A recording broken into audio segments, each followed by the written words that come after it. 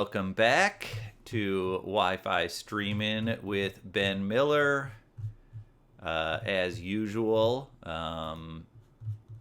little bit, have not totally ready to start with the actual presentation here. Let me put up what the actual topic is going to be today. Give me just a moment here. We're going to be talking about this is, I would say, definitely tailored for folks that work on Aruba networks. However, hopefully it'll be useful to anyone in terms of kind of things that you can look for centrally, meaning you kind of don't have to leave your desk. You can kind of do this from your management interface, and still get some information that may be relative, that may kind of relate, that may give you insight into the Wi-Fi health of your environment. So yeah, hair's not looking as good as I was hoping it would on camera. I don't know. I guess it also looks like I haven't been getting enough sun, although we are here in Los Angeles under a bit of a lockdown due to coronavirus. Let's see, streaming now on Twitch. Join.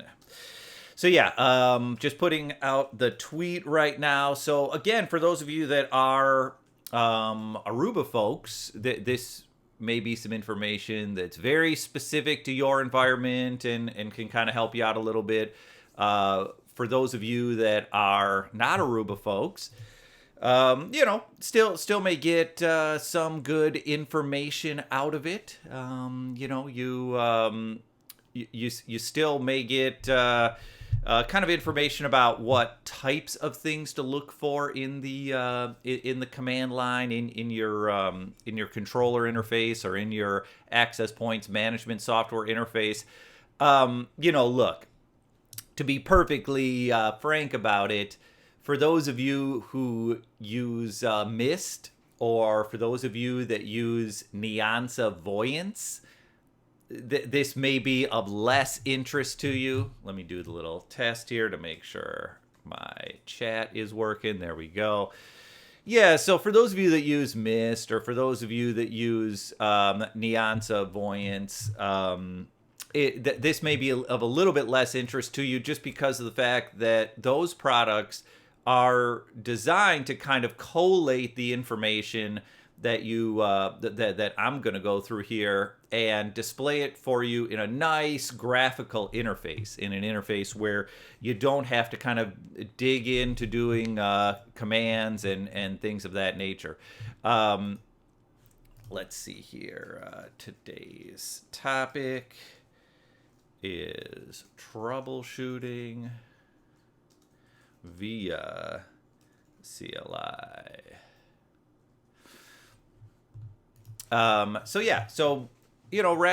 than having to go in, log into your controller, log into whatever management interface you're using for your enterprise Wi-Fi infrastructure, and having to execute a bunch of commands and then kind of collate the information and try to get an idea of what you're looking at via those commands, with Nianza Voyance, which is now owned by VMware, and with the Mist product, just with the natural Mist management interface and monitoring interface. It gives you those tools kind of give you the ability to view this stuff, to get this information without having to go through sort of the manual labor involved with executing commands and collating their information. The key thing about this is that this is sort of designed to give you, or the things that I'm talking about here are all about getting radio frequency or Wi-Fi related information from the command line. So this is less about, say, the networking side or the security side of Wi-Fi. It's less about going into your controller management interface, CLI, whatever it is, and changing networking settings or adjusting networking settings or doing networking troubleshooting, making sure the access points are connected to the clients, make sure the access points are, connected to the network in a way that allows client data to sort of efficiently move across it, making sure that you have the correct security in place that your organization wants to have in place, whatever class of clients can reach whatever class of resources and things of that nature that relate to security, preventing known threats, things of that nature. So it's a little bit less about that. It's more about kind of the radio frequency side. It's more about the wireless side, that link between wireless access point and client device, making sure that that link is good. And as I go through the little presentation here, I'll talk about that. This is about Wi-Fi/RF troubleshooting, to be specific. So that's the that's so sorry. Done with my tweeting here. Didn't do a great job of talking about it on Twitter, I don't think. And look, obviously, I'm sort of bearing the lead on all of it. I don't know if it's bearing the lead is the right thing, but ignoring the elephant in the room. It's coronavirus time here in Los Angeles, and I would say across much of the United States, many different parts of the world, coronavirus is affecting folks. And so hope everybody is staying safe, staying healthy. I'm sure you've, I shouldn't say I'm sure you have, but it's possible that you've read or heard already a lot about it. I don't know if you need me to tell you anything about it, but I just, I guess I do feel a little bit compelled to mention some things about it, just because of the fact that we have some known cases here in Los Angeles, and it's caused somewhat of a shutdown, meaning that sporting events have stopped happening, restaurants are closed for inside service, nightclubs and bars are closed down. You can still pick up food from a restaurant. Basically, just about any type of large gathering is shut down. Also, one thing I've just noticed personally, definitely, people are kind of avoiding hanging out together. There was, for example, a show I really like, Curb Your Enthusiasm, on HBO that aired on Sunday night. Occasionally, I would text a friend and say, hey, you want to get together to watch Curb. The idea of getting together to watch a TV show or chat or really do anything social is, at the moment at least, very, very taboo here in Los Angeles. So hopefully everybody who watches this or listens to it is staying healthy. Just a couple of little notes on it. Look, I don't want to act like I'm any kind of medical expert whatsoever. I'm definitely not. I do, I guess I would say, try to be aware of health. I do try to kind of keep aware of things that can keep me healthy and other people who I know healthy. And so just quickly here, I have season tickets to the Los Angeles Kings. That's, for those who may not be aware, that's a professional hockey team here in Los Angeles. I would say typical attendance at a Los Angeles Kings hockey game is probably in the neighborhood of 15,000 people, so somewhere around there. I think the arena might hold 18 or 19,000. So maybe you'll get a few more than 15,000. Maybe occasionally you'd get a little bit less. And since coronavirus was reported in, since we had confirmed cases here in California, that was maybe a little bit less than a month ago. I probably went to maybe 3 Los Angeles Kings games during the time. Maybe it was 3, maybe it was 4 Los Angeles Kings games during the time that coronavirus was sort of known here in Los Angeles, including really, what looks like it might have been the last sporting event of the year, or at least last sporting event of the spring in the United States that allowed a crowd. Last week, Wednesday, so that would have been the 11th, the last time I was on here streaming.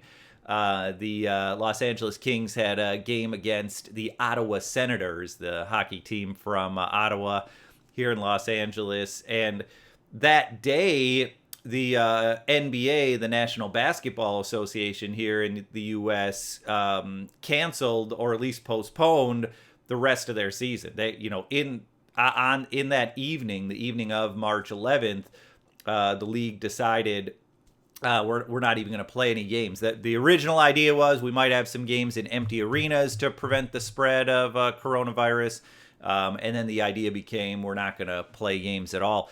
So yeah, and here might as well bring up the intro page and what I'm going to be talking about today.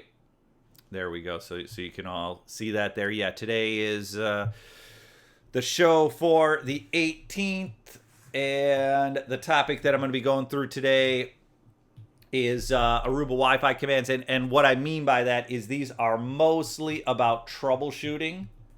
And the key with these commands is this is troubleshooting kind of the Wi-Fi link. Not really the networking side or the security side of what Aruba does, but the Wi-Fi side. And, the commands will be specific to Aruba, but at least hopefully I'm going to try to make this so that it's a little bit more universal. Even though the command language and the precise command output may be Aruba specific, there are commands from other vendors that allow you to see similar information to what I'm going to go through here. And so hopefully that'll be, I've done similar commands with Cisco. I really haven't done similar commands with other vendors. But the point is that this goes a little bit beyond Aruba, but these just happen to be Aruba commands. And for those of you that don't already, much appreciated if you follow on Twitter. Much appreciated if you subscribe or follow on Twitch. Give me just a moment. Had a little mix up there. Looks like I'm still having some issues here with sort of performance. A pal of mine mentioned this to me. He believes that a lot of the internet service providers, certainly at least here in the United States, maybe elsewhere, kind of weren't fully prepared for the additional internet activity that was likely to come from people having to stay indoors. He was saying that he believes at least that there's been a lot of degradation of performance. I don't know if that exactly has anything to do with my difficulties with some stuff last week in terms of the getting Twitch to work, or what I'm currently experiencing where I'm having a few difficulties here. Not sure if that really has anything to do with anything, but that's that is something that I've noted. So yeah, so again, if you don't already, follow me on Twitter, send me a little Twitter note. Always happy to follow folks back. Much appreciated if you can subscribe on Twitch. There's a few Twitch features that I'm still kind of hoping to unlock. One thing I have to do is I got to start doing more than one Twitch stream per week, which I'm trying to sort of get in there. It mentions the blog. Haven't done a blog post in a little while. I know I keep saying I have some in the inbox. I just gotta kind of finish editing those. And if you do need to or want to contact me outside of the stream, email's a nice way to do that. Ben_Miller@iCloud.com. And, I always like to mention, folks, I am a for-hire contractor. So if you do have any Wi-Fi needs for teaching, technical writing, etc., let me know. I realize at the moment, probably not a lot of folks are in the mood to hire, so I don't want to do too much of a hard sell on that one. let's keep this more so educational about how to troubleshoot Wi-Fi using commands. But yeah, just to finish up the little thing I was mentioning about coronavirus. So, to take you back to a week ago, at least, kind of from my perspective, it's like the NBA cancels their season. So that definitely kind of sent a lot of media shockwaves there. In fact, the person who I regularly go to LA Kings games with didn't want to go last Wednesday. I ended up going to the Kings game myself. I had a feeling it might be the last chance to attend a large sporting event, a Kings game for a while. And so I was like, I'll go by myself. Would rather not miss it. And so that ended up being the last game for a while. But the point is, I'd been out in these large crowds, even the day after the NBA canceled its season. I did go over to a German restaurant that I really like. In theory, I was going there to support them. I was worried that they would be kind of totally abandoned. It turned out, even after the whole panic started, that at least here in Los Angeles, and I saw news reports elsewhere as well, that a lot of bars and restaurants still had healthy business last week, Wednesday, Thursday, Friday, Saturday, Sunday as well. And then at least here in Los Angeles, after Sunday, there was kind of a decree from the mayor saying we want everything to shut down starting basically at the end of Sunday. So the point is that I've been out in public at a lot of these things, and, you never know. I've been reading in the news that the virus you can be infected with the virus without having any symptoms and such, and the possibility exists that you can carry the virus, you can pass it on to people. And so, I'm not kind of a medical professional, so I don't know all the details, but at least thus far, even having attended these sporting events and even having, again, gone to the German pub and a couple other restaurants, at least thus far, I've been able to avoid it, I think.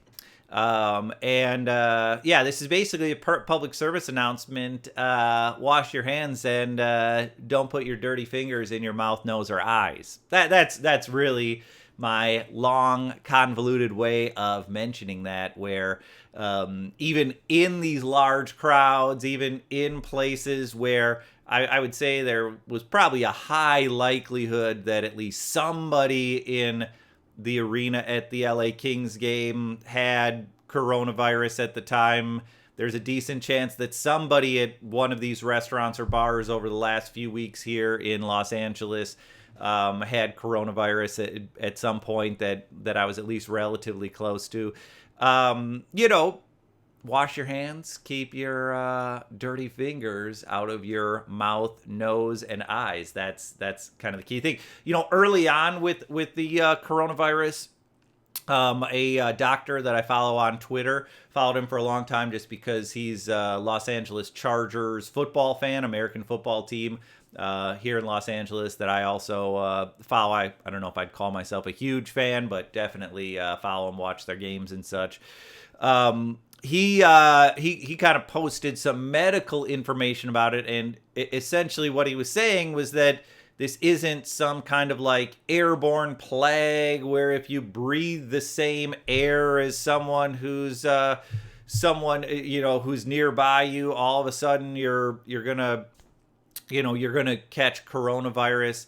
That in terms of airborne transfer, it really would have to be like a direct cough or a direct sneeze into your nose or mouth. So someone would have to be kind of talking with you from, a foot away or some very, very close range and just achoo, sneeze right in your face or cough right in your face for air transfer to happen.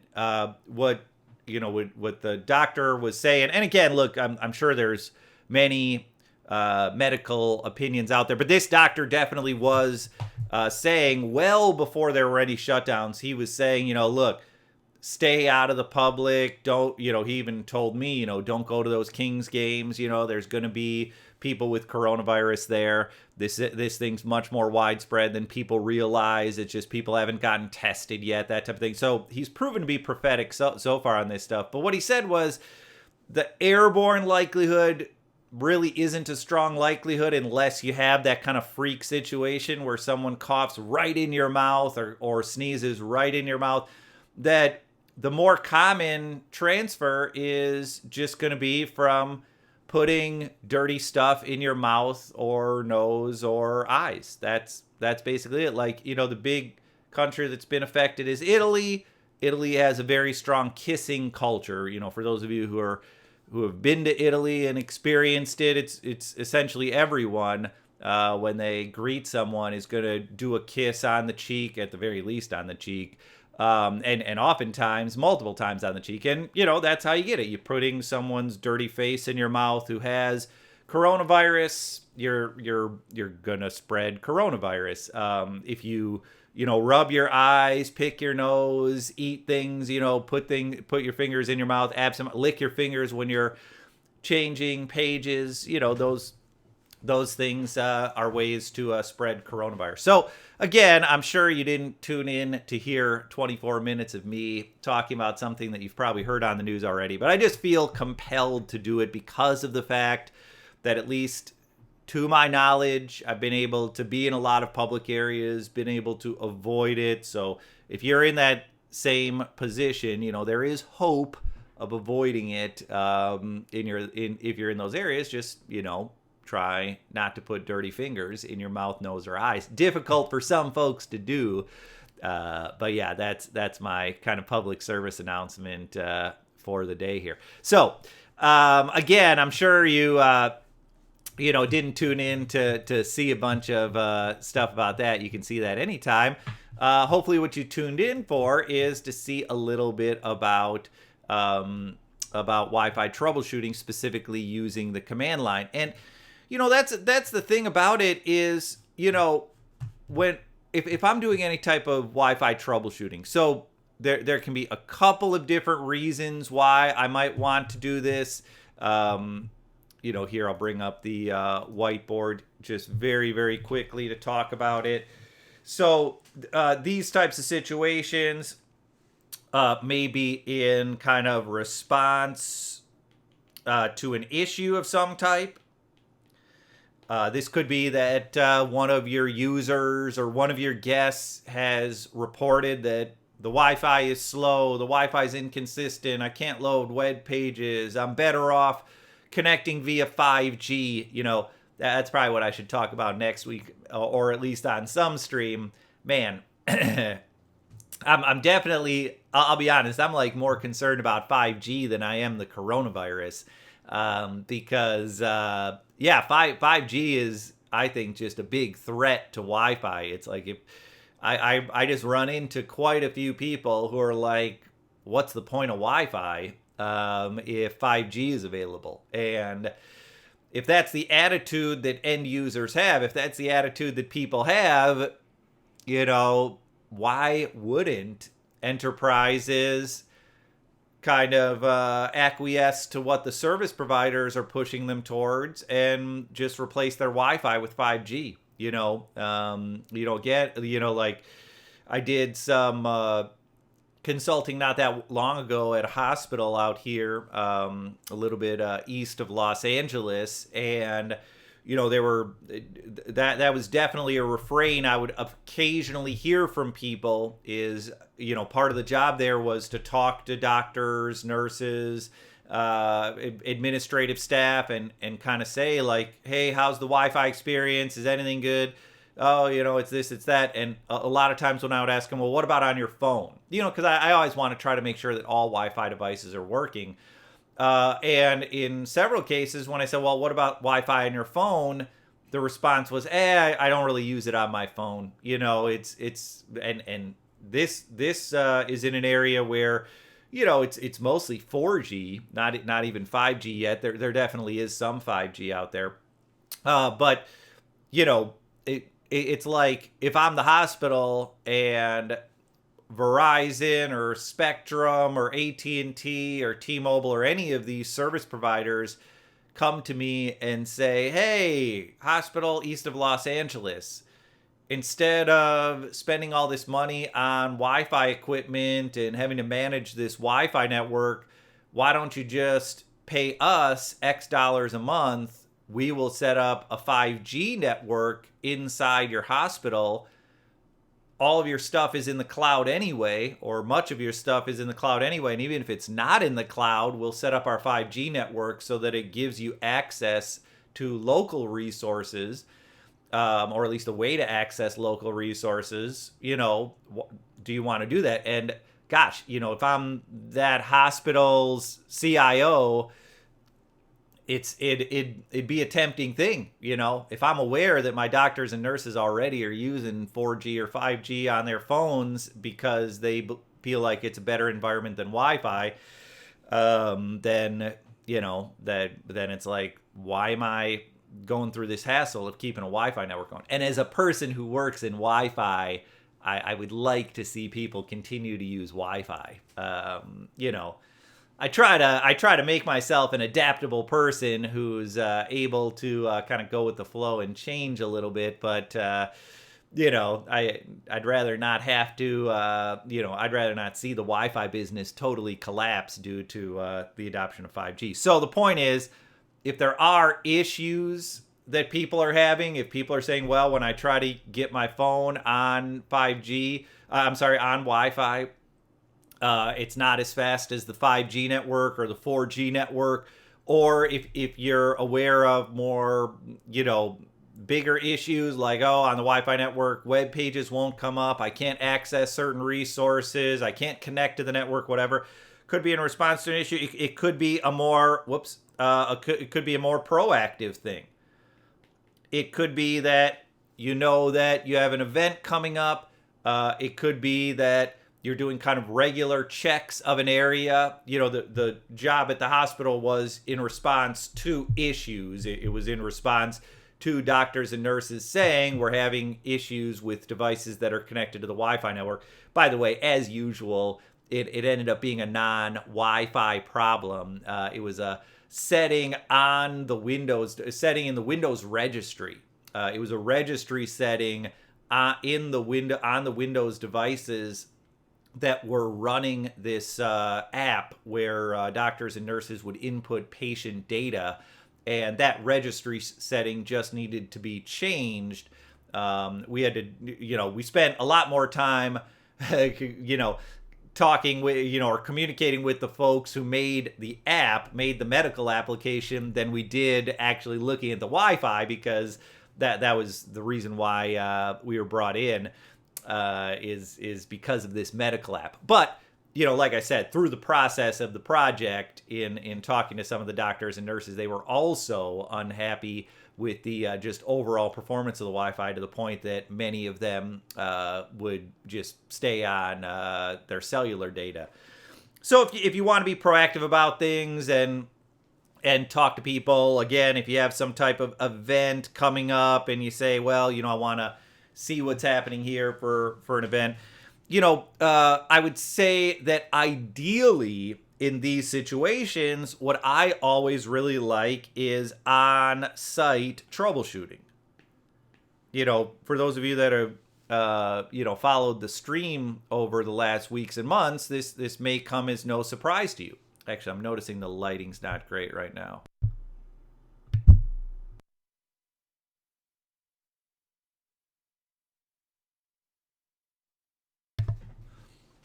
Sorry, had the forgot to add one of the lights here. So yeah, you know, I really prefer on-site troubleshooting. I'd really like to have, you know, a Wi-Fi scanner. You may have seen me use Wi-Fi Explorer Pro a number of times. In fact, I've mentioned it so often over the last several months, it may give off the impression that I have some type of financial agreement. I don't. I do think it's a great product, but Wi-Fi Explorer Pro is something that you can is something that you can potentially use there. Yeah, let me show you a little bit of what Wi-Fi Explorer Pro looks like here.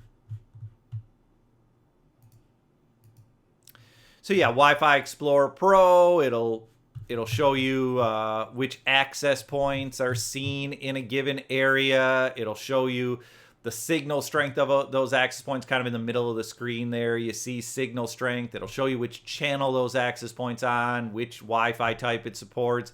It'll give you the channel width as well.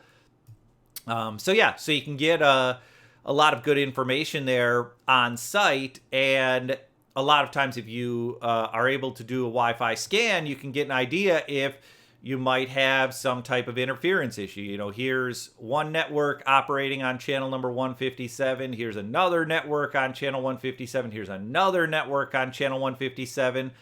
And the network that I was connected to at the time that I took this scan was this Spectrum Wi-Fi Plus, which is also on channel number 157. So by going on site, by doing this little scan, I can see there's a lot of different access points operating on the same channel that could potentially cause some degree of interference. You can also get a little bit of an idea about the Wi-Fi settings. Notice I'm in this advanced details down below in Wi-Fi Explorer Pro.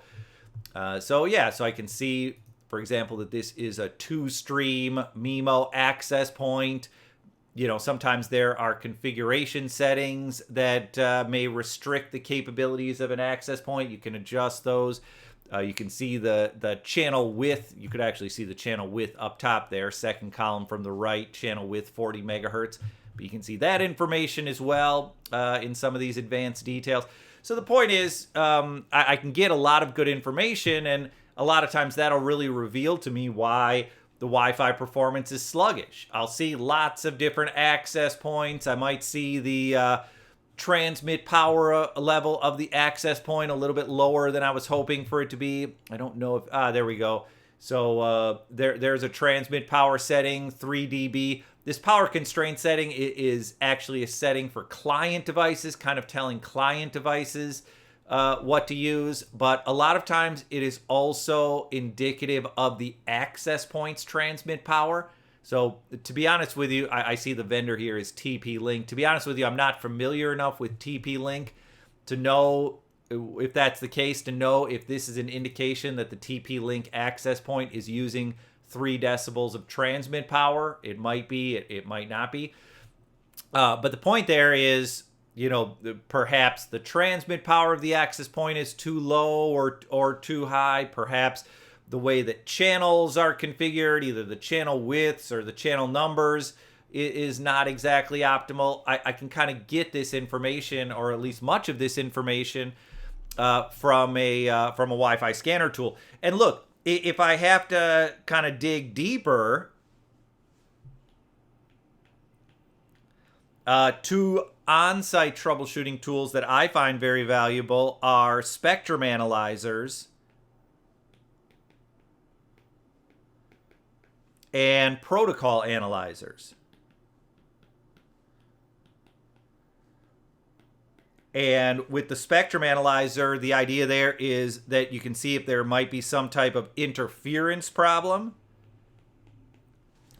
In the case of the hospital out east of Los Angeles, there was not an interference problem that I could tell. Unfortunately, I did not have the foresight to get any kind of screenshots or anything like that of the from the spectrum analyzer I was using. The spectrum analyzer that I was using is from a company called MetaGeek. It is called Y-Spy. So if you're looking for a spectrum analyzer, for me, I use the Windows version, so I have to boot my laptop into Windows, and then I can run this MetaGeek software to allow me to do a little bit of spectrum analysis. I do always like to caution people, spectrum analyzers are really only good for identifying and locating interference sources. I oftentimes see people use spectrum analyzers as a way to troubleshoot or analyze performance, and or get an idea if you have the right configuration settings. I definitely would not recommend those things in most cases. A lot of times spectrum analyzers can give you very deceptive information. But if your goal is just to see whether there's some kind of interference happening, a lot of times the spectrum analyzers can give you very good information. So at that hospital, we didn't see anything in the spectrum analyzer. It's always tough to tell because sometimes there can be things that cause interference intermittently. At one hospital project I was on, this is several years ago, this was in the Kansas City area. At that hospital, we were getting heavy interference from an MRI machine, but it wouldn't show up all the time. It's like you would walk through the hallway, walk through waiting rooms, walk through, various public areas, kind of running the spectrum analyzer, doing a little spectrum sweep, and nothing would come up. And then we got a call later, so what actually it was another group who did the install. They did a spectrum sweep of the hospital. They did not see any significant interference. When I was brought in later to kind of fix some problems and try to get the network optimized a little bit, that's when we went to an area where there were complaints about the Wi-Fi. It was in the waiting room outside of where MRIs are taken. And sure enough, every time the MRI machine started up, there was just a huge level of interference in the 2.4 gigahertz frequency band. It more or less made every channel in the 2.4 gigahertz frequency band unusable. And so it's always possible that when I was at this hospital out east of LA not that long ago, that maybe there was some type of interference issue. Maybe I just didn't see it in the spectrum sweep that we did. Maybe whatever device was causing the issue was just not, operating at the time that I was there. But it's something that can definitely be useful. And in terms of the other tool there, in terms of the protocol analyzer, this is the tool you might use to kind of get an idea of device behavior, be that device behavior in terms of the connections the device is making, or in terms of sort of the channel usage of the device. It could be how the device is using the channel when certain applications are running. The protocol analyzer can also sometimes give you an idea of just kind of the general frame activity in the area.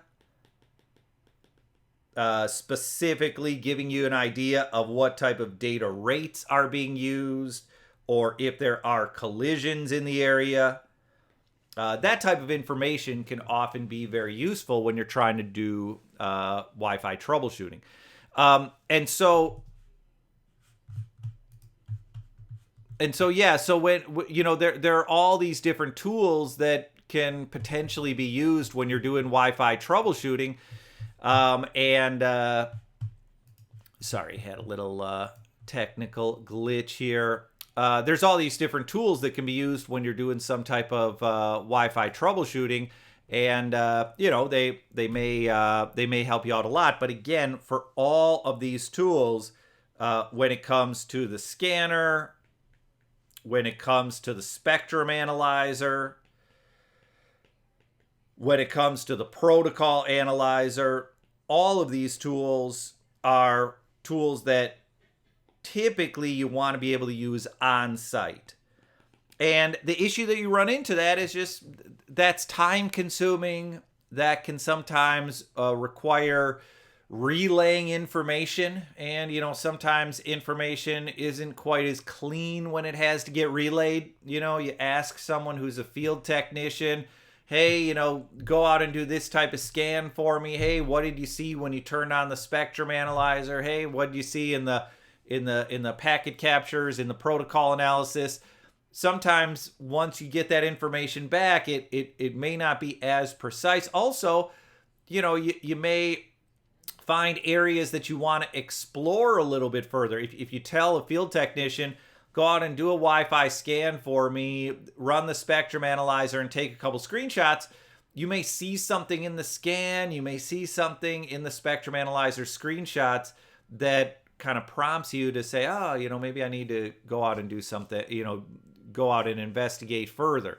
So again, it can be time consuming, it can be human resource intensive to go on site all the time. And so the idea here with this stream, and I realize I'm only 43 minutes in, is to avoid going on site. That if I want to be at my desk, if I want to get some of this information that may be relevant from my desk, what are kind of some of the commands that I can potentially do? Now, look, again, this, at least for today, is Aruba specific. Aruba is a big Wi-Fi vendor, so I figured I would kind of talk about their commands this week. Aruba is also the last vendor that I was working on. At this hospital, they're an Aruba.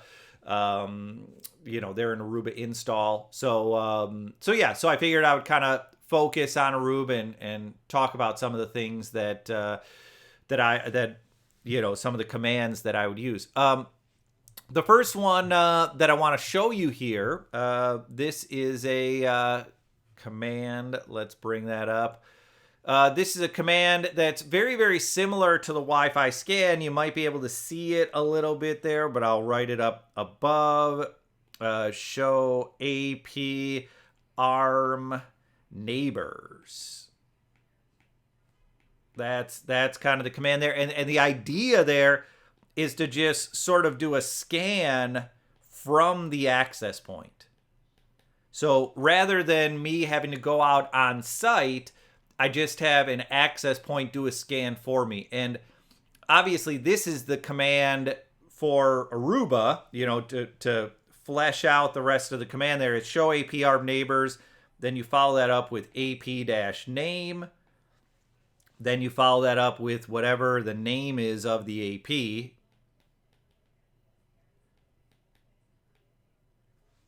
And then there's a number of different options you have beyond there. You may be able to notice here, I added direct. Direct is important if you, in Aruba, now I'm getting a little bit specific to Aruba, a little bit less general. Direct is important if you want to sort of do the simulation of a Wi-Fi scan like a Wi-Fi Explorer application would do for you. So direct just tells me, is kind of telling me only show me the access points that my access point can directly hear. Another thing that I added in there, notice the little kind of pipe there, so that I could do include, so that I could kind of filter the results a little bit. I included one SSID. This is something that is really only necessary if you have a multiple SSID environment. In this case, there are multiple SSIDs. One of those SSIDs uses the nomenclature secure with an uppercase S.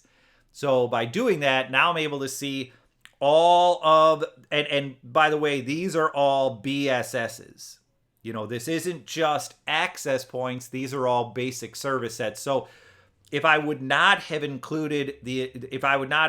added the little include secure at the end, the little pipe, hopefully you can still see that there, the little pipe, followed by include secure. If I would have not included that, then I would have seen the same access point multiple times. So for example, this column here, that's kind of a useful one to look at because that is showing signal to noise ratio, or at least the access point where I'm doing the, this access point number 48, that's showing me the signal to noise ratio from that access point's perspective.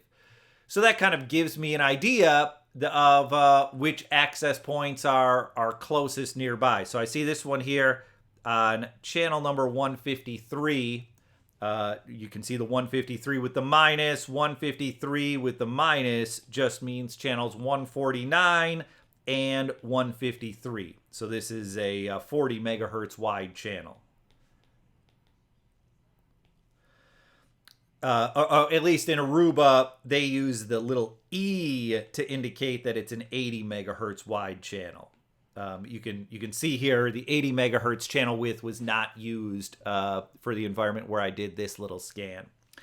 So yeah, I can see here for channels 149 and 153, 30 decibel signal to noise ratio. So that's the highest signal to noise ratio of any access point that is using the 5 gigahertz band. The 5 gigahertz band, for those who may not be aware, would be channels 36 to 165. So any channel numbered 36 to 165, that would mean it's in the 5 gigahertz band. 5 gigahertz band would be 802.11n as well as AC as well as now AX.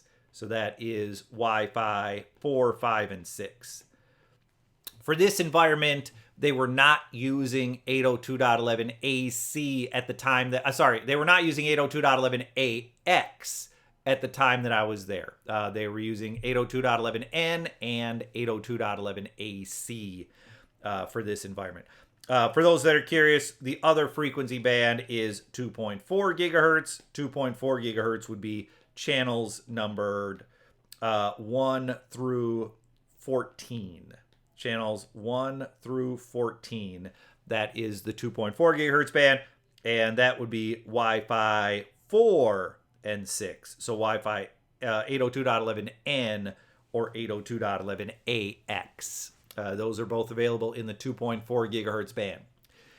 So getting back to kind of what I was mentioning about this, so what I'm seeing here is I'm seeing the nearest access point that I'm getting with this scan is an access point on channel number 153, also overlapping with channel number 149. And so if my access point, if my little access point number 48, if that access point is operating on channel number 149 or channel number 153, that can be an indication that I might have some type of issue. That might be an indication that maybe I want to use a narrower channel width. Maybe if my transmit power is especially high, I want to lower my transmit power. For those of you that use Aruba, this next column here is the EIRP column.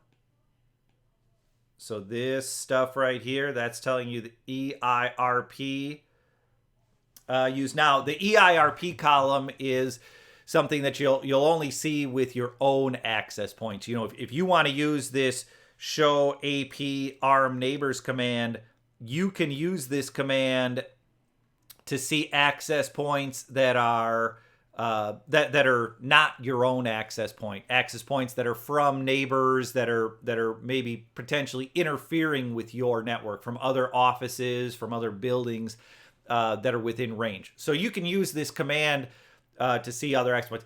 When I was using this command, I was just using this command to see if the network was kind of interfering with itself. If the way that this network was set up and the configurations that were made on this network, if it was interfering with itself. So that's why I'm able to see these EIRP numbers, is because I kind of isolated things using the include secure to make sure that I was only seeing our access points, only seeing the access points, on the site where I was doing this little scan. Key thing to note, by the way, if you're using Aruba, as a general rule, the way Aruba is going to work, if you need to convert EIRP into transmit power, and I might as well do a new page here, Aruba EIRP to transmit power. Now, with Aruba networks, they call transmit power conducted power. So be a little bit careful about that. What Aruba calls transmit power can be a little bit different from, I would say, what most folks in the Wi-Fi world call transmit power. But as a general rule, again, this is just kind of a rule of thumb. There definitely is some variance. What you want to do here is you want to subtract 9 decibels. the conducted power, what most folks call the transmit power of the little radio inside the access point. That's what Aruba calls conducted power. That transmit power of that radio is going to be about 9 decibels less. 8 decibels, 9 decibels, depending on the model of access point. Could be a little bit lower, could be more like 6 or 7 decibels. But in most cases, it's going to be right around 9 decibels less than what the EIRP reading is. Now, this applies to access points with internal antennas only.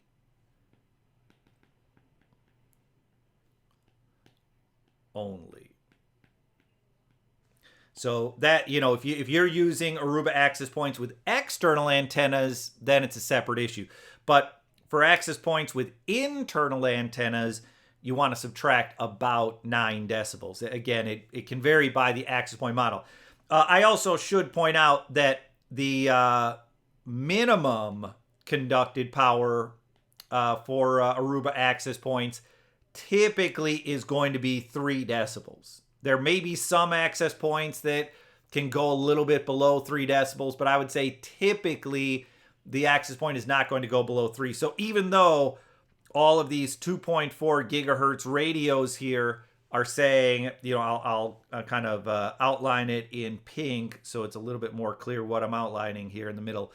Even though those say 9 and you subtract 9 and that'd be 0 decibels, the Aruba minimum is typically 3 decibels. So really, this is a 3 decibel transmit power. But for most of the 5 gigahertz radios, you can see what it is. They're 17 decibels. That would be equal to an 8 decibel transmit power. For our access point here, the one that is closest to us, 8 decibels would be the transmit power there. So if I look at this scan, again, I never have to leave my desk, right? I'm just sitting at my desk. I can look at floor plans that have access points on them. I can look at data that maybe my site surveyors did or my designers did when they were installing the network. Maybe they gave me heat maps or other documentation that can give me information about the area of this hospital or the area of this office, the area of this classroom, if you're working in education, the area of this warehouse, this retail location.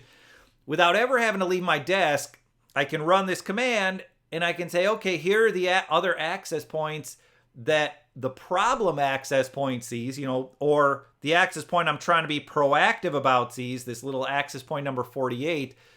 Here are the other access points I see. I see there's definitely a potential for interference on channels 153 and 149. I see there's at least a modicum of potential for interference for channels 60 and 64, for 161 and 157. The other ones that are 10 or below, I guess there's a chance of interference. If the signal to noise ratio is 10 decibels or below, I would definitely say there's a chance of interference. I wouldn't say that it's a guarantee of interference, however, because, the reason for that is you don't know which direction these access points are coming from. If you imagine that this is, let's say, a big retail location and we have a bunch of shelves to kind of make the rows where people are walking with their shopping carts. I was just at Target yesterday, so it wasn't quite the total zoo that I was expecting it to be. So there's a person with a shopping cart walking through the aisles there. If they're, I have my access point that I'm looking at right here near where the device is, let's say that's the access point. That's my little access point number 48 that might have been having an issue. And I know that there's some other access point somewhere in the area that was showing the strong signal strength. Some other access point, maybe somewhere else here, it was the one that was showing that 30 decibel signal to noise ratio to my access point. But the thing is, I don't necessarily know which direction it's in. Is it, down here? Is the access point in some other direction? Sorry, I got to kind of reset the drawing there, but hopefully you get having a little technical issue. Hopefully you get the point of what I'm saying. So my point is that if I see these signal to noise ratio levels that are a little bit on the lower side, if I, whoops. Okay, think I got that back to where I want it. Yeah, so if I see these signal to noise ratio levels that are a little bit on the lower side, I don't necessarily know if these access points are closer to the client device or further from the client device. You know, it's like my access point is here, my little client device that's having the problem is here. You know, I have my person pushing the shopping cart who has smartphone in hand. Here's my little shopping cart. Not the greatest artist in the world. But what I don't really know is, as far as the interfering access points go, is that access point closer to the client? Is that access point further to the client? You know, all I see is, 10 decibel signal to noise ratio, 30 decibel signal to noise ratio. So I don't really know that an access point is close enough to the client where it can cause a serious interference problem. So these ones here that are, remember, this is kind of the SNR column. These ones here, 8 decibels, 10 decibels, 8 decibels. I would still recommend, it's always best to not see interfering access points. If my access point, is on channel number 149, I don't want to see channel 153 minus. That overlaps with channel 149. That could be a problem. But if my access point is on channel 36, I don't want to see channel 40. 40 minus would be channels 36 and 40. But since the signal to noise ratio is only 8 decibels, I don't know for sure if that's going to be a problem. But again, this is something that you can do when you're just at your desk. You don't have to be you don't have to be kind of out there in the field spending time, resources, whatever it might be. You can do that right from your desk. Give me just a moment here. It looks like we had another little issue. There we go. Sorry, I gotta figure that out for next week. I was hoping that was kind of a temporary thing where we'd be having these little issues with the whiteboard. But yeah, unfortunately, it looks like at the moment it's not. But yeah, so that's an example of one command that can be very useful, is the show AP arm neighbors. I want to show you some examples of some other commands as well that can definitely be of use. Let me kind of bring these up here. If you do want to get more information about an access point, and again, these are Aruba commands. I know this may be a little bit Aruba specific, but a lot of these commands are going to apply to other vendors' access points. Here's one where you can get a little bit more of an idea about the channel and a little bit more of an idea about the power level. So there you go. So you can see the command there. It's show AP debug power table. Show AP debug power table is the name of the command. You then give the access point name. So I just put in a dummy access point name there, Ben's AP. You also have to give the radio number. Radio 0, if I recall correctly, this was an AP 345. I might be wrong about that. This might have been an Aruba AP 325. But yeah, either way, whoops, sorry, I gotta make sure that gets shared with you. So hopefully you can see that pretty clearly there. So again, this is show AP debug power table, the AP name, and then the name of your AP. And again, this is an Aruba command. I'm sure Cisco has a command. I in fact know that Cisco has a command that will show you channel information, channel width information, power information. So you can see which channel is my AP on, what's the channel width. That gives me an idea of what might be interfered with. And then the key thing here is this conducted power. So Notice it's not exactly a 9 decibel difference. 17 decibels is the EIRP. The conducted power is 8.75. So actually that's an 8.25 decibel difference. But what this tells me is lowering the access point transmit power is probably not a viable option for this particular environment. 9 decibels is already really low. In fact, to be honest with you, I happen to remember this particular job, and one of the recommendations that I made, they didn't end up implementing it for a number of reasons. But one of the recommendations I made for this project was raise the power limits. If I remember correctly, this environment was set up with an 18 decibel EIRP maximum, and I believe it was a 12 decibel minimum.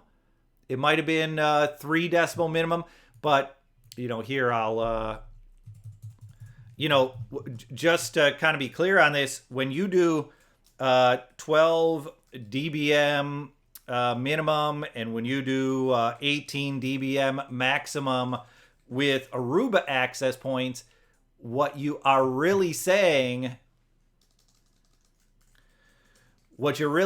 there, if I, at least with these access points, so it's not quite 9 decibels, it looks like it's 8.75 decibels. That would be a 8.25 decibels. That'd be a 3.75 dBm minimum with a 9.75 dBm maximum. So that's pretty darn low. That is a very, very low. That's a very, very low maximum to have. That's also a very, very low minimum to have. And so, you are kind of asking for trouble that way. Basically, what can happen with this, I'll just very, very quickly bring up the old whiteboard to give you an indication of what can happen with this. What can happen with that is typically you're going to have Wi-Fi client devices that are going to be somewhere in the neighborhood of 12 to 19 dBm. You might see some client devices that have a little bit lower, and again, this is the conducted power, or sometimes called the transmit power. And so if you have an access point that's somewhere between 4 and what was the number I was given there? 10 dBm, right around 10. I think it was 9.75. So 4 to 10 dBm. A lot of times what can happen there, darn it, sorry about this. I'm still having some issues there when it comes to the whiteboard. Got to figure out what is going on with that and get that fixed. But yeah, so I have my access point here. I have my client here. And if my client is somewhere, let's say between 12 and 19 dBm, this would be the conducted power, or what most vendors call the transmit power. If your access point is between 4 to 10 dBm, somewhere in that range, then a lot of times what can happen is you're just going to get either too high a rate, or you might get some type of failed communication. So the idea of what can happen here is your client device transmits to the AP, that transmission is successful, and the AP kind of says to itself, okay, what was the rate? That's the speed of the data. Was it 173 megabits per second? Was it 220 megabits per second? Was it 144 megabits per second? What was that speed? And then the access point might say, I'll use the same speed, the same rate, or at least a similar rate. The issue, though, is when the access point transmits back to the client, the access point is transmitting somewhere, let's say, 8 or maybe around 9 decibels lower than what the client was transmitting at. So even though this client had a successful communication, the access points communication may not reach the client successfully. The rate may be a little bit too high. The communication may fail, and that may happen repeatedly. That may happen with a lot of clients, and ultimately what this is causing, ultimately what all these failures are causing, is a lot of wasted channel time. And, you know, to the user, what that means is the Wi-Fi is slow, the Wi-Fi is inconsistent. So in this case that we were looking at here, where we had these EIRP levels, even if we found some type of interference here, I still wouldn't want to lower the access point transmit power to sort of try to mitigate that problem. So the show AP debug power table command is definitely a very useful command. Let me bring that one back up. So this will give you an idea of, you know, what the transmit power level is. There we go. Yeah, that'll give you an idea of what the transmit power level is. But just remember, EIRP doesn't really matter that much. It's conducted power that you really want to pay close attention to. That's the one that's going to determine whether the client and the access point can communicate with each other well. And again, this is the command here up at the top. It's show AP debug power table. Then you put in the AP's name. You put in the radio number. Radio 0 is 5 gigahertz, at least for the AP325, the AP345, which is what we had at this site. Radio 1 would be the 2.4 gigahertz radio. And so you can get some good information. You know, what channel is it on? What are the channel widths? What transmit power is it using? And you might find something that you want to change. If users are saying the Wi-Fi is slower than what I'm getting from the cellular network, and if you're in an area where access points aren't particularly densely deployed, maybe you'd say, you know what, we want to use a wider channel width. You know, Wi-Fi goes all the way up to 80 megahertz. There's even some devices that'll go up to 160 megahertz for the channel width. So maybe you can configure the channel width to be a little bit wider, give users a little bit of a boost. Now, the downside of having a wider channel is you need a stronger signal strength to keep communication consistent. So you do have to be a little bit careful about things before you start widening channels, but it's a potential option you have. Or, you know, if you find that users with a low signal are getting inconsistent Wi-Fi when you're using 80 megahertz or 40 megahertz, maybe you go the other direction. Maybe you move it back down to 20 megahertz.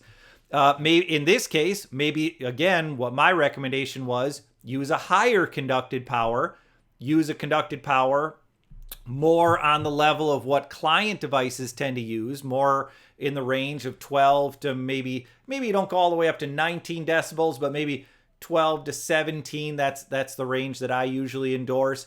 And again, just to be clear, I'm talking about 12 to 17 conducted. The EIRP really doesn't matter that much in terms of consistent two-way back and forth, client to AP, AP to client. The EIRP doesn't really matter that much there. It's the conducted power that matters. So, you know, getting that a little bit higher can be useful. I realize we're already a little bit over an hour in, but a few more little, you know, commands that I want to show you that can definitely be useful. If you want to see a large, so that command that I just showed you there, the show AP debug power table command, that was a command that shows you that shows you one access point's information. If you'd like to see a number of different access points information, give me just a moment here. I'll bring that up. What you can use there is show AP BSS table.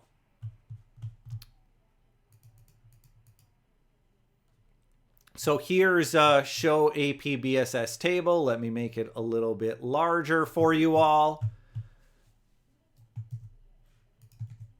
So yeah, so here's show AP BSS table. And when I do the show AP BSS table command, it shows me a number of access points and it shows me their power information. And with the show AP BSS table command, so you can see the command hopefully up there at the top, right by where it says edited, all the way up at the top, show AP BSS table. And then this would actually be the name of your controller. So and this is an Aruba command. Again, Cisco and other vendors are going to have different commands when it comes to just showing you a list of access points and showing you the Wi-Fi settings, the power settings, or the channel settings that those access points are using. And obviously, a lot of this has been anonymized. These are not real MAC addresses. These are, notice the little bins and the 1.2s, 2.1s. So a lot of this has been anonymized. But yeah, when I do this command, I can also kind of pipe that command to have it give a little bit more specific information. I can use the include to give more specific information. Give me just a moment. I'll bring back up the whiteboard here to show you what I'm talking about. So I can do show, well, black is a better color there. Show AP BSS table. I can put in the name of the controller, of the wireless LAN controller. I use the Cisco terminology there, WLC. Show AP BSS table, the name of the controller, and then I can use the little pipe. I can do include, and I can do whatever. I can include my AP name. I could include, for example, my the BSS ID of my AP. If I know the BSS ID of my AP, I can include any of those. One little note here, if you are using Aruba OS 8 point something or higher, one little note there is that APs and users may be on different controllers. So that is a little bit tricky sometimes. So if you're looking for information about one of the client devices, sometimes the client device can create its GRE tunnel with a different controller than what the access point is creating. So the access point's GRE tunnel to the controller, that's where all the control traffic goes back and forth with. That's for example, where any of the information the access point gathers with probing or any of the beacons that come from the controller. All of that information goes back and forth in the access point's GRE tunnel. The client device is going to have its own GRE tunnel for data communication, data communication with the network, with the wired infrastructure. And those can be going to two different places. If I were to just quickly diagram it out here, if I have wireless LAN controller number 1 and I have wireless LAN controller number 2, maybe I have a larger environment. As long as these controllers are part of the same cluster, that's the terminology Aruba uses, I can have my access point here make its GRE tunnel going to one controller, and my little smartphone or my little laptop, it might have its GRE tunnel going kind of through the access point all the way to a different controller. And so all of the user's data, that's going to go through one GRE tunnel. All of the management, all of the control traffic, that's going to go through a different GRE tunnel. So you got to be a little bit careful there when doing these Aruba troubleshooting commands. You just want to keep that in mind, that your user and your access point may be going to different places. So if you do see a user, if you don't see a user, if you do see an AP, you don't see an AP that you expect when you're looking at a given controller, that may be why. That may be the reason why you're seeing things that way. So a little bit tricky the way it's set up, but I mean, the clustering is such a nice thing to have. It's just so nice to not have to manually configure exactly which access point your controller goes to, and and things like that. But yeah, so I can see here, I can look, this access point is, this access point I have here is called MTS Ben. That's a little name of my access point here. And the MTS Ben access point is using channel 44, channel 44. And actually, that shouldn't be a minus. That is making me wonder there. Oh, you know what? That maybe it is. I guess that looks like it could be a little bit incorrect. That channel 44 is only supposed to combine with channel 48. It should be channels 36 and 40 and then 44 and 48. So maybe that's a little error in the interface. Maybe Aruba's just doing stuff in a non-standard way. So here's the EIRP. You can see 17 dBm EIRP. So if you use the rule of thumb of losing 9 decibels, that would be about an 8 decibel conducted power. So again, very, very low. This was from the same infrastructure that I showed you before that had the EIRP settings that I thought were too low. Again, that was just part of the recommendation I gave. I don't know if they took it. Here's the number of clients. By the way, with all of these things, what I always encourage folks to do is put it in a spreadsheet so you can organize it a little bit better. I'll show you, at least with Apple computers, how I like to do the spreadsheets. So here's, I think I have a spreadsheet open that I can show you all. Yeah, I do. So let me bring that up here. Give me just a moment. Sorry, should have already had that set up.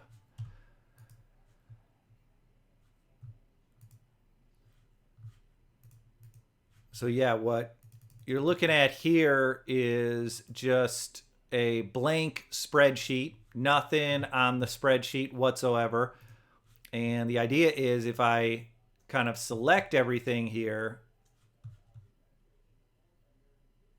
and I'll just do a little bit of it just to give an example.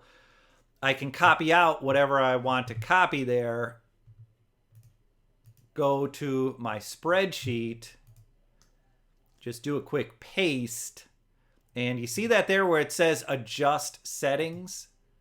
I can choose adjust settings, and then I can make my columns look correct. It's a little bit different in Windows. In Windows, it adjusts the columns in a slightly different way. Whoops, there we go.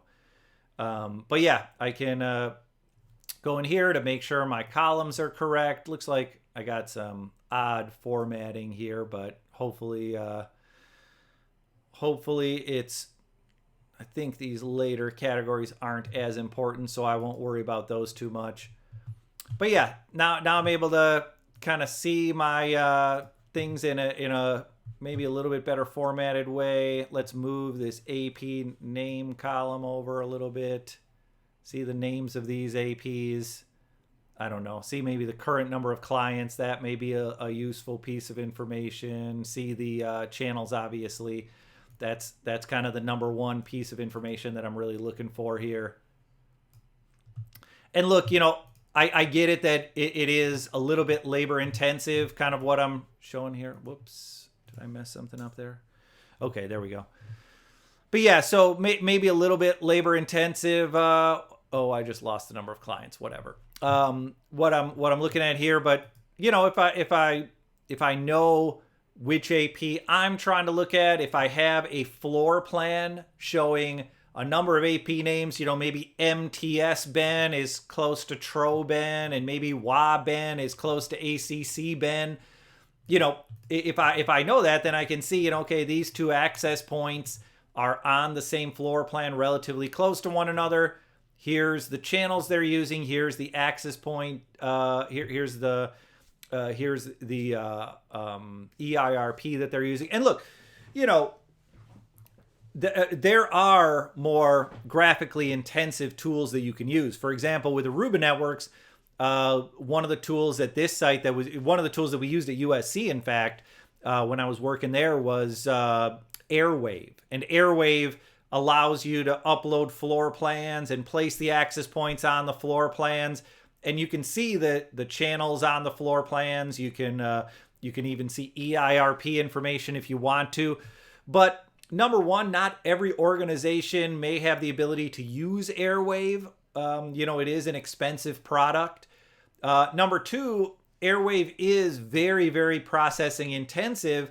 And so if your network grows too large, sometimes using Airwave can be a bit of a chore. That was one of the things we ran into at USC. We had 8,000 access points. I realize that's not the biggest enterprise on earth, but it's relatively large.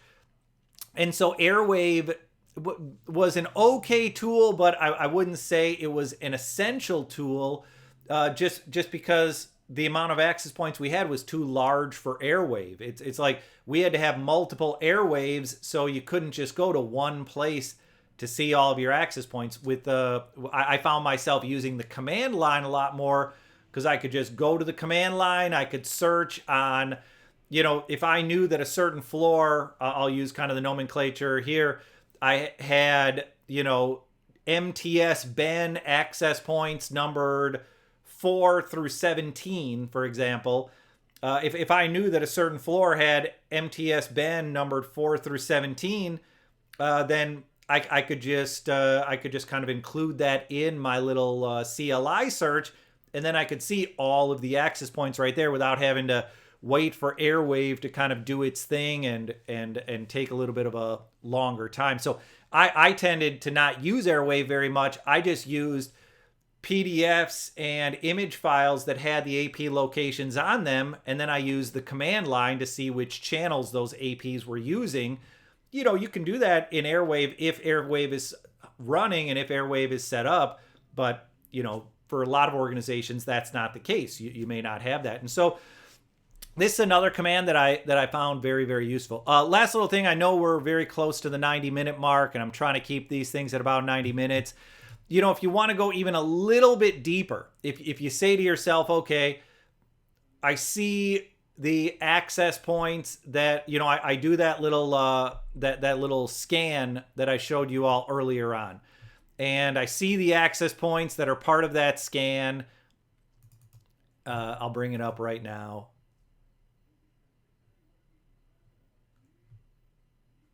Sorry, where did that go? My mistake there. Oh, there it is. Why am I not seeing it? Sorry about that. I thought I would be able to bring this up. There it is. Okay. So I do this little scan that I showed you earlier on, kind of on the whiteboard. I see which access points are close to me, show AP, or are close to the access points where, or the access point where problems are being reported, show AP ARM neighbors, AP name. I can get a general idea of interference. I can see the settings for that AP. I can do the, sorry, that was the settings for all of the APs. Where was that? There we go. I can do the little show AP debug power table command to see the configuration for my AP. I could then go in and do the show AP BSS table.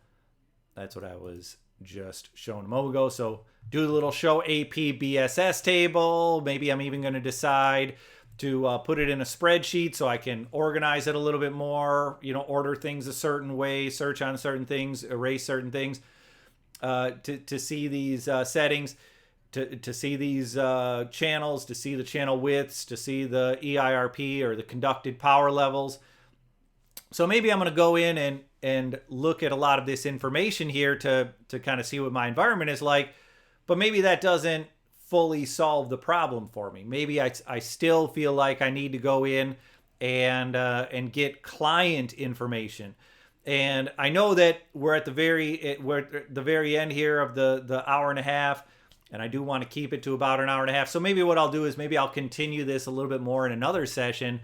But the command that I really, really found useful for doing this remote troubleshooting, for being able to do troubleshooting via the command line without having to really go on site, is the show AP debug client table command. Definitely the absolute most valuable command that I used when I was there. And look, you know, you may have heard me a number of times, in fact, before, talk about how much I like the, let me get that kind of centered in here. Let me maybe make the text a little bit bigger so that everyone can see it a little bit better. There's the command. Hopefully you can see that up at the top of the screen there. Show AP debug client dash table. You put in the AP name and you know, you can use quotes. I guess I didn't have to use quotes here. But when you do this command, you get to see information about all associated clients. And a key thing for those of you that are, you know, Aruba users, I talked about the whole thing with the client building a tunnel to one AP, the AP having a tunnel, client building a tunnel to one controller, AP having a tunnel to a different controller, and that can get confusing, and it can get confusing at times. I talked about that whole thing, but a key thing to note about that is that with the show AP debug client table command, you don't have to worry about that at all. You don't have to worry at all about, sorry, give me just a moment here. Had a little issue come up. There we go. With the show AP debug client table command, sorry, just having a slight issue with the spreadsheet that I want to bring this into momentarily. But yeah, with the show AP debug client table command, you can be confident that these clients are associated to the AP that you put in the command. This is a wireless command. That's a big reason why I like it, is this is a wireless command. This is not something that's showing where wired data goes. This is a pure wireless command. And so you can get the list of all your clients, and you can get a lot of information about those clients. Now, you get a ton of information here. What I always encourage people to do, you kind of saw me do it before. You copy the columns here. You know, if you have a large one, this is a pretty large one, you just do a cursor there, and then you can hold down the shift key and go to the very end. If you want to copy all your clients that way, I copy it. I go into a spreadsheet. This is the numbers application. Again, let me bring up that numbers application. There you go. Or actually, I think that's the wrong spreadsheet. So let me bring up the correct spreadsheet. So there we go. There's the correct numbers spreadsheet. I copy that in. Again, make sure you do the adjust settings. In the window, in Excel, in Microsoft Excel, it's a little bit different. I think it's, I'm trying to remember what the exact command was. It was like something like a data command. It was like import data or something like that. I forget exactly what the command was there. Yeah, I don't think any of these times or anything particularly important. Yeah, I'll kind of leave those. I'm not going to worry too much about those right now. But yeah, so here's my list of networks. What might cause this to be double the height? There we go. We can just get rid of these two columns. Would rather that it's not double height. There we go. So yeah, now this shows me all of my client devices. And, you know, so number one, I'm just able to see how many client devices are connected to a given access point. You might have noticed that a little bit earlier. It told me right at the bottom, there's 106 clients associated with this access point. And look, I've talked about this before on the stream, but I feel compelled to reiterate it. Don't get freaked out at having more than 40, more than 50 clients. A modern enterprise class access point really should be able to support well over 100 clients. You can probably get up into the 150 range, maybe 200, and still have those clients functioning very, very efficiently. Still have those clients sending data, receiving data, using high data rates, not having high collision percentages. I'll even show you a little bit of that here momentarily. So don't freak out when you see those higher numbers of clients. Look, if I recall correctly, I believe this was on a 20 megahertz channel. If you go to a 40 megahertz or an 80 megahertz channel, you can even get well more than 100 clients connected and operating fine. Look, there's exceptions to every rule. If you're setting up Wi-Fi for like a dorm at a university where you know people are going to want to be doing gaming in their spare time and Netflixing in their spare time, then in that case, yeah, setting up your network in a way that it maybe only is designed to support 30, 40 clients at a time makes a little bit more sense. More so just like as an internet bandwidth issue. But I would say for most Wi-Fi environments, you can easily go above some of these recommendations. 40, 50 clients per AP. You can go well beyond that. You can definitely get to 100 clients or more. And assuming the network's well configured and assuming the network's well designed, you can easily support that. No doubt about that. But yeah, so let me bring that back up here. So yeah, here's my little spreadsheet. I've now kind of done that. And one of the nice things it shows me here, it shows me the number of transmitted packets for each device, shows me the number of received packets for each device. A big thing to note this is since the session start. So since the client connected to the access point. So that can be a little bit tricky if you have a client that's been there a while. Actually, I think I just deleted the times, unfortunately. But if you have a client that's been there connected to the same AP for hours or for days, sometimes these numbers can get a little bit large, and sometimes it can be a little bit difficult to figure out if at that moment the client is having a problem or the client has a good Wi-Fi experience.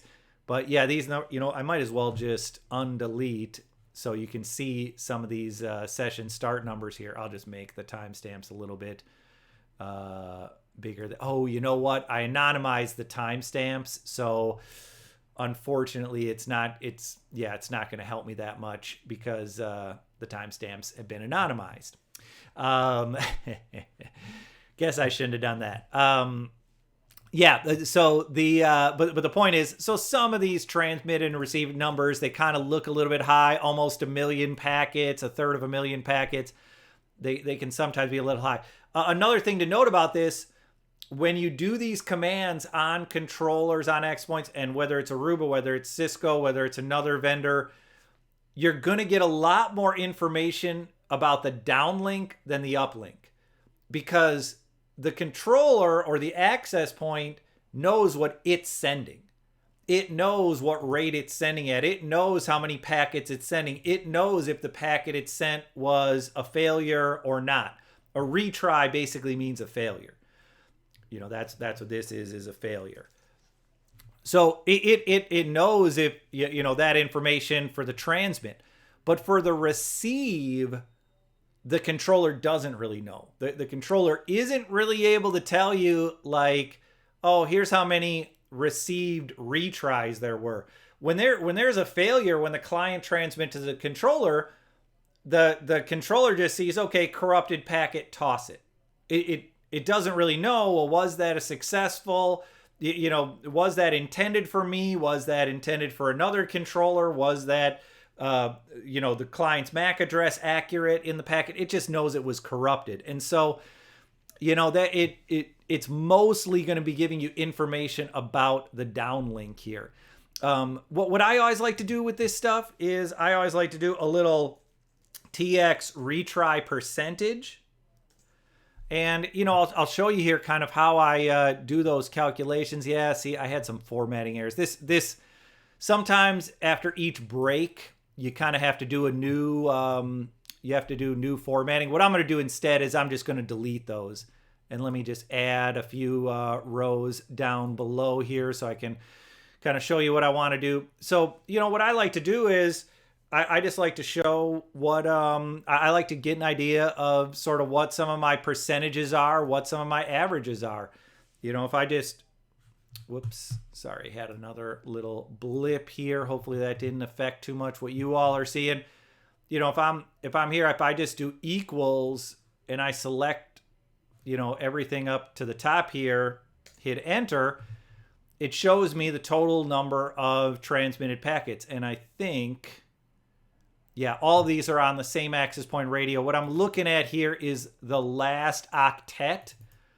If the last octet has only the final digit different, then with an Aruba access point, at least with the 325s and 345s, then you know it was the same radio. So as long as everything is the same, except this last digit is different, then you know it's the same radio. If I would have seen 41, that would have meant same access point, but the other radio. So 31 is the 5 gigahertz radio, 41 would have been the 2.4 gigahertz radio. So these are all on the same 5 gigahertz radio. You know, so I can see the total number of transmitted, total number of received, total number of retries. And what I can do here is I can, you know, figure out the percentage of retries. It's a little bit of a tricky thing because a retried frame does count as a transmitted frame. So if you're going to calculate the retry percentage, you need to make it so that it is equal to the percentage of retries divided by the number of not the percentage of retries, but the number of retries divided by the number of retries plus the number of transmitted packets. So these transmitted packets indicate only the successful packets. Retries are the failed packets. So if you want to get a true percentage, it's got to be, and I'll show you the equation again, it's got to be the retries divided by the retries plus the packets. And let's put that in as a, whoops, didn't want that. Sorry about that.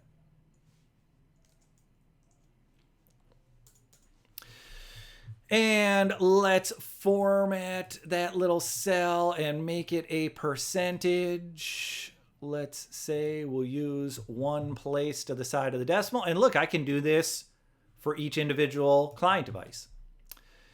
So now I can see every single, now I said 106 clients was okay. Now I'm seeing retry percentages that aren't that great. So maybe I shouldn't have spoken too soon. Maybe 106 clients was a little bit on the high side of what should have been used there. Because 8%, 14%, 22%, those aren't great numbers. The good news is that for the high volume clients, I'm seeing mostly, let me, whoops, had a little tech thing here. Let me bring that back. The good news is I'm seeing for some of the high volume clients, these are, let's see here. Are they already? I think the top one is a hetero. So you know what? I can just delete this one then. There you go. But yeah, so for the high volume clients, I believe if I, whoops, sort that the other way. Well, you know, I can sort it all the way at the bottom. For the high volume clients, it looks like, you know, the percentages aren't too bad. They're all below 10%. I'd really like to see these below 5%, somewhere in the 3s or the 4s. So this isn't ideal. But look, it's 100 clients connected to an access point. So, you know, it's not, you know, it's not the kind of the end of the world there. Let's sort ascending there. I think it was ascending that I wanted, that I had there. Maybe it was descending. I don't remember. Whatever, though, it doesn't really matter. These numbers are still going to stay the same at the bottom. And then, you know, you can also find the rate averages. So for the rate averages, I'm just going to divide by the number of total devices. So it would be this, and then it would be the sum of that. Actually, I shouldn't need to put that in there even. And what do I have? 51 rows. The top row is the header row, so that should be 50 clients. There we go. Divide this by 50 clients. There we go. So the average data rate that I was seeing in this area, the average data rate that the access point was using when it transmitted to clients was 231 megabits per second. The average, that was the average receive rate from clients. The average transmit rate to clients was 252 megabits per second. So, pretty high average data rate. The tricky part, of course, is that I did not weight this by the number of packets. On one project, or it wasn't even a project, it was just at USC. At USC, I had set up a whole spreadsheet where it would kind of do an equation where it would multiply the number of packets by the transmit rate, so that you could get kind of a weighted average by the by the number of packets. So you could see, because this 252, this is by clients. So if you average out the client rates, 252 is the data rate. But if you notice here, if I'm weighting things by the let me get back up to the top here. If I'm weighting, I guess I should have done sort ascending rather than descending, just to keep those percentages down here. There we go. Yeah, so if I see the largest amount of data is 400 megabits per second, so maybe it's better than I thought. What I was going to say is a lot of these high transmitters, notice 216, 150, 180, 162, 200. So a lot of them were below 252, but as it turns out, it looks like it's better than I thought it was. So that's good. That means that maybe 252 was a good number. So 252 megabit per second average data rate. Even though I'm getting 9% retries, it still tells me that this access point seems to be functioning fairly well. And again, if you're doing any kind of troubleshooting, this can kind of help give you an idea. Okay, I do have some client devices that are showing really high numbers. They don't tend to be particularly active. That could be that that could mean that the client device is having some serious problems, but it also could mean that it's just a client device where the client device is sending and receiving some data, but the user isn't particularly active. So you can kind of go through this information and try to suss out whether you have problems. Again, with all this stuff, and apologies for going long. I realize I'm about at the hour 45-minute mark here, so I'm going to wrap it up soon. With all of this stuff, the having tools like Voyance from Neonsa, having the tools like just Mist. Mist includes this type of stuff in its analysis interface. It allows you to get a lot of the same information without so much manual labor. In this case, I had to go into the controller to find out which controller my access point was connected with, right? So it's like I get a notification saying, okay, this user's having a problem. I got to find out which AP the user is connected to. Then I got to go into the controller, find out which, into my kind of master controller, into my mobility master, they call it in Aruba, if you're using Aruba 8 point something or later, 8 point whatever, 0 or later software. So then I have to go into the mobility master. I have to figure out which controller the access point, the problem access point is connected with. Then I got to log into that controller. Then I got to do this show AP debug command. Then I can find my client. I can see what my client's retry percentage, what data rates it's using. I can see other clients that are on that controller and what their retry percentages are and data rates are. I can go in and I can do that show AP ARM neighbors command. And I can see if there's other access points nearby that are on the same channel that could potentially be causing some degree of interference. I can do the show AP debug power table command to see what transmit power my AP is using, what the real conducted power is, what channel it's on, what the channel width is.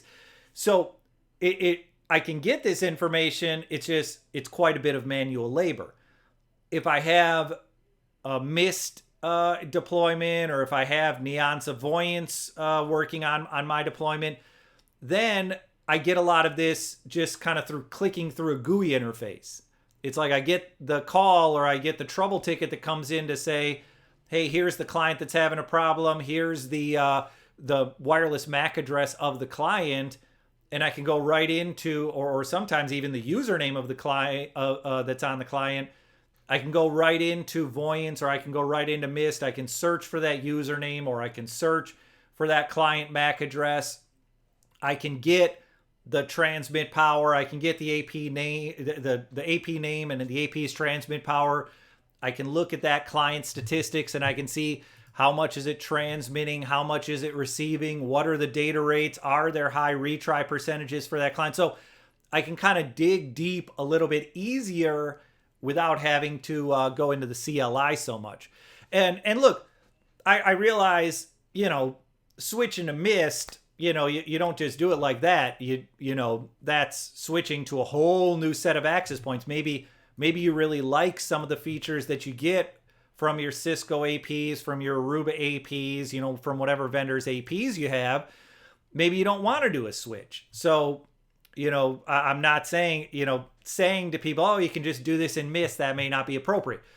Neon's Avoidance, that's an expensive system. That's an annual subscription, relatively expensive system. So there may be some organizations that just don't have the budget for it. So even if you don't have the budget for that stuff, or even if you say, well, I don't really think that we're going to want to switch to Mist, these are some things you can do in the command line that, that may be of use to you. They may be, they may allow you to do a little bit of troubleshooting. And I realize these are all Aruba commands, but there's commands in Cisco that allow you to see an access point's power and channel information.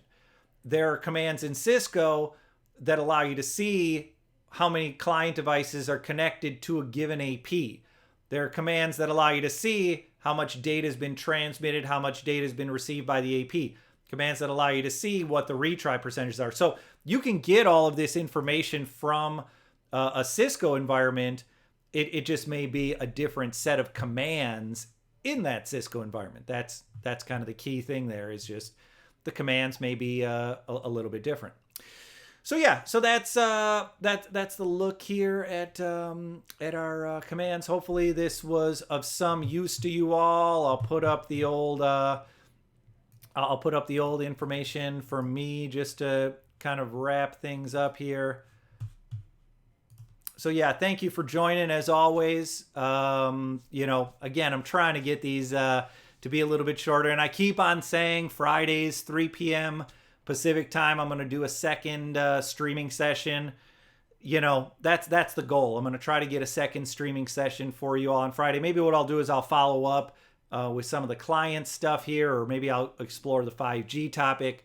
But yeah, and again, last little thing, always appreciate if you subscribe.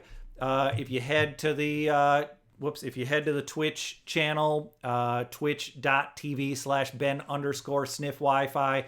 If you're able to subscribe there, definitely it is appreciated.